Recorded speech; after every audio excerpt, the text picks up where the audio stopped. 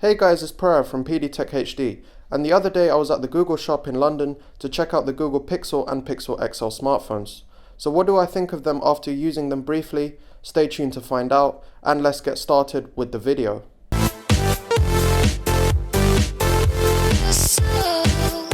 The first thing I noticed when I used the Google Pixel smartphones was the Pixel launcher, and specifically how you get to the app drawer.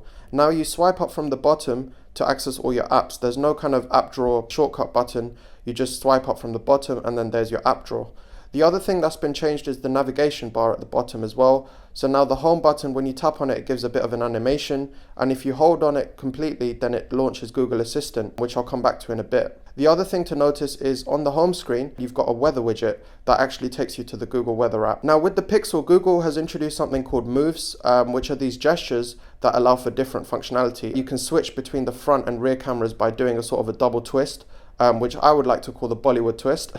Let's see if it catches on. But basically, if you're looking at the camera, let's say the rear camera, and then you do this twist gesture, it will switch to the front camera and vice versa. You long press on an icon, and officially this works for Google apps, but some third-party apps as well, like Twitter and other support, will be added later. But if you long press on, for example, Google Music, you have different shortcuts, so you can shuffle your library, or I'm feeling lucky, that kind of thing. If you long press on Chrome, you can open up new tabs, new incognito tabs, that sort of thing as well.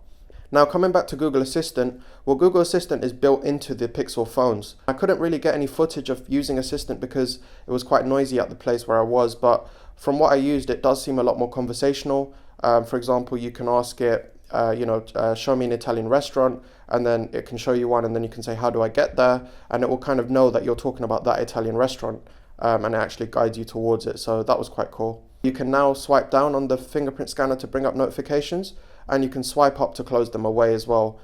Something that I did mention on the Honor 7 video, but we still don't have swipe left and right for Tinder. Maybe one day. Now the design on the back is a bit of an interesting one. So you've got this kind of two-tone design. There is a bit of a glass panel back, which Google says Gorilla Glass 4 as well. Should offer some decent protection, but it does get covered in fingerprints. The camera on the back is now 12.3 megapixel, and it has really quick autofocus. Again, it was a bit hard to show this on video, but hopefully you can kind of gauge a bit of the idea. But it does really focus very quickly. Now, with the camera, Google has added a feature called lens blur.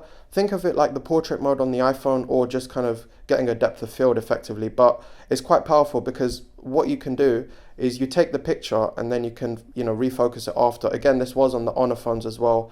Back then it was called wide aperture, sorry. But with the Pixel, it's called lens blur. And one of the things is you need to move the phone up while you take the picture to actually make this effect. But one sort of annoying thing is that when you do the lens blur effect, it kind of overwrites the original. You can obviously, go back to lens blur and undo what you did. And it would be nice if Google lets you, do a save as kind of thing where you can keep copies of both. So that's enough on the back camera. Going to the front camera now. In this selfie shot that you can see, it actually did quite well, considering it was quite low light, and you can actually see a lot of detail. As you can see, the G is very clear and definitely not blown out, but I'm not sure why the camera in real time, when you're taking the picture, it did actually blow out the G. The screen is very sharp on the Pixel phones. Now, the Pixel XL has a slightly higher resolution display, and obviously it's larger. The Pixel has a 5-inch display, 1080p resolution, and the Pixel XL has a 5.5-inch display with a 2440 by 1460, I believe. It's basically like a 2K resolution display. And they both look really sharp and really vibrant. Viewing angles were great as well. But to me, I didn't really notice that much difference in terms of sharpness, and I don't think your eyes would really be able to tell the difference. And, touching on the size as well, the feeling in the hand is quite an important one for people to consider when getting this phone. Well, when I first used the Pixel and Pixel XL, it was really solid in the hand. The Pixel kind of gets dwarfed in my, my gigantic paw, shall we say.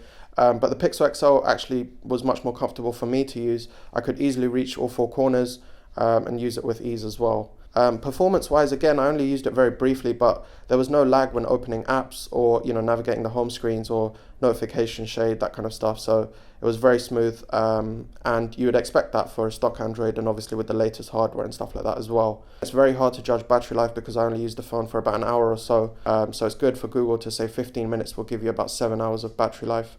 That is really good. Now, the last thing, and it's a bit of a sour point for a lot of people, including myself, is the price on the Pixel and Pixel XL. I believe the Pixel XL in 32 gig is 719, which is very high pricing for Google. And when you think back to the Nexus days, they kind of offered a budget device, but still gave really good specs and good performance. And it seems now like Google wants to go for high end and compete with the likes of Samsung and Apple. It's a bit of a risky move, but it's something that we'll have to judge over time to see how successful it actually is. Overall, guys, that's been my kind of quick hands-on or thoughts on the Google Pixel phones. This video was entirely unscripted, so let me know what you think of this style. If you guys pick up a Pixel, let me know what you think about it down below as well. Subscribe for more tech videos, guys, because I've got a lot more coming soon. Thank you very much for watching. I'll see you guys next time. Bye.